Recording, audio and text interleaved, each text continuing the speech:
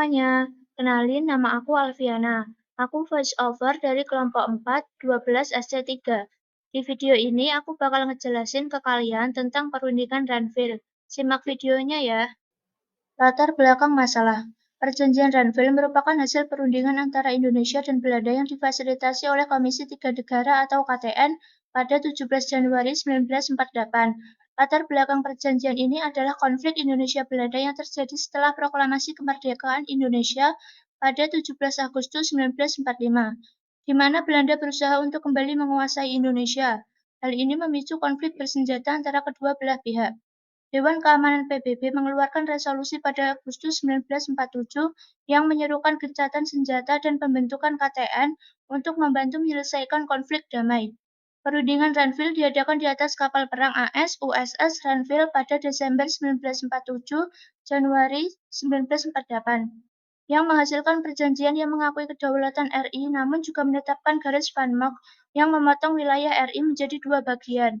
Perjanjian ini menuai kontroversi dan dianggap merugikan Indonesia. Perwakilan tokoh, Delegasi Republik Indonesia, Amir Syarifuddin Harahap, Ketua Delegasi Indonesia, Ali Sastro Amijoyo, Haji Agus Salim, Dr. Cho Tilen, Dr. Johannes Leimena, dan Nasrun.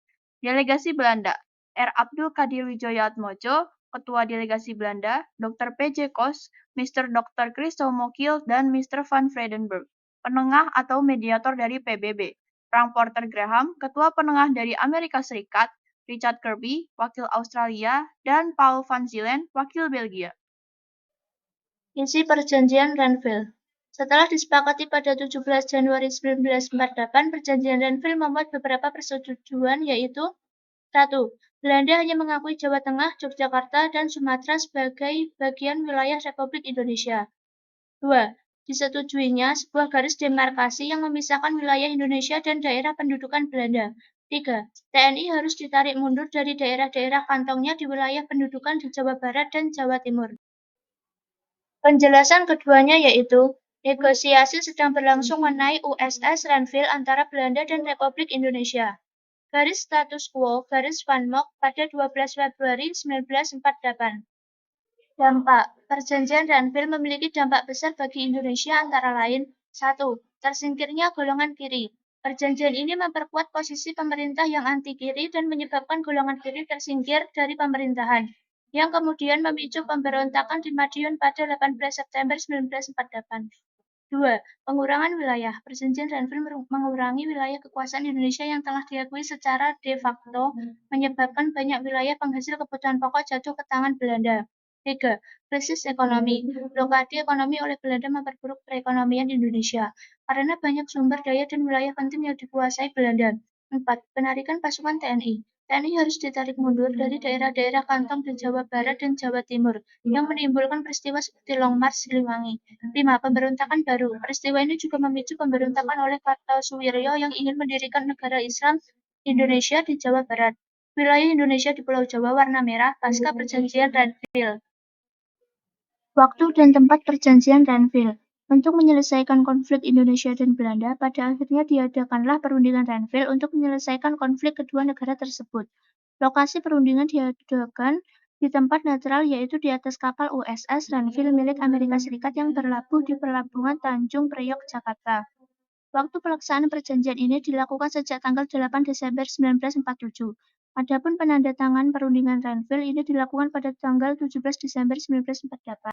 Penyelesaian masalah politik. RI tetap berusaha memperjuangkan kedaulatan lewat diplomasi, meski posisi makin sulit. Militer, TNI melakukan hijrah gerilya misalnya ke Jawa Tengah untuk tetap bertahan. Dalam negeri, muncul perpecahan politik Masyumi, PNI, PKI berbeda pandangan. Untuk meredam, pemerintah membentuk Kabinet Hatta, Januari 1948 yang lebih tegas menyikapi situasi. Internasional, RI terus melibatkan PBB dan dunia internasional agar Belanda mendapat tekanan diplomatic. Weer is naar Batavia gevlogen, ditmaal met een wel zeer bijzondere vracht. Hij had 24 baby's en kleine kinderen aan boord, met hun mama's. Er was voor deze reis een extra stewardess nodig geweest. Speelgoed, een grote hoeveelheid babyvoeding en natuurlijk een linnenkast vol luiers. De vliegende kinderwagen kwam stipt op tijd binnen, zodat de vaders die al enkele dagen in spanning naar de aankomst hadden uitgekeken, geen ogenblik langer behoefden te wachten dan nodig was. En zo zijn weer enkele gezinnen van Nederlanders in Batavia herenigd. mogen de volgende vluchten even voorspoedig verlopen. 4 dagen later arriveert uit Jakarta op Kemayoran Sharifuddin, de leider der Indonesische delegatie, met enige ministers, onder wie Haji Agus Salim en andere republikeinse autoriteiten, voor de ondertekening van de wapenstilstandsovereenkomst.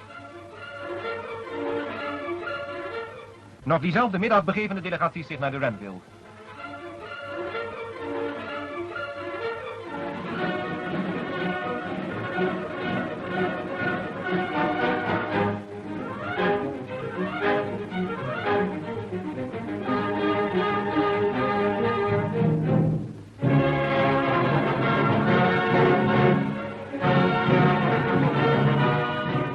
Op dezelfde plaats en rond dezelfde tafel waaraan in december van het vorige jaar de besprekingen begonnen, wordt de bijeenkomst door de voorzitter van de week, rechter Kirby, geopend. Hij leest de voorwaarden der bestandsovereenkomst voor en verzoekt de delegatieleiders er hun handtekening onder te plaatsen. Achtereenvolgens tekenen Raden Abdulkadir voor Nederland en Sharifuddin voor de Republiek. Weer is een stap gezet op de weg naar de oplossing van het Indonesische probleem.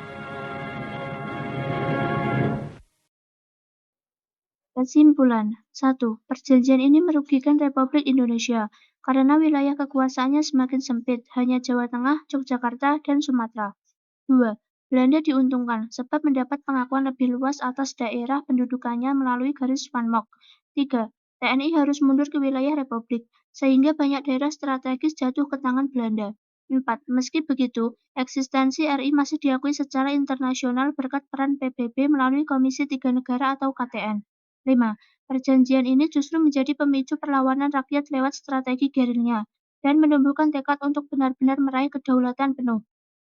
Jadi singkatnya, Perjanjian Renville melemahkan posisi RI di dalam negeri tetapi memperkuat pengakuan internasional terhadap keberadaannya.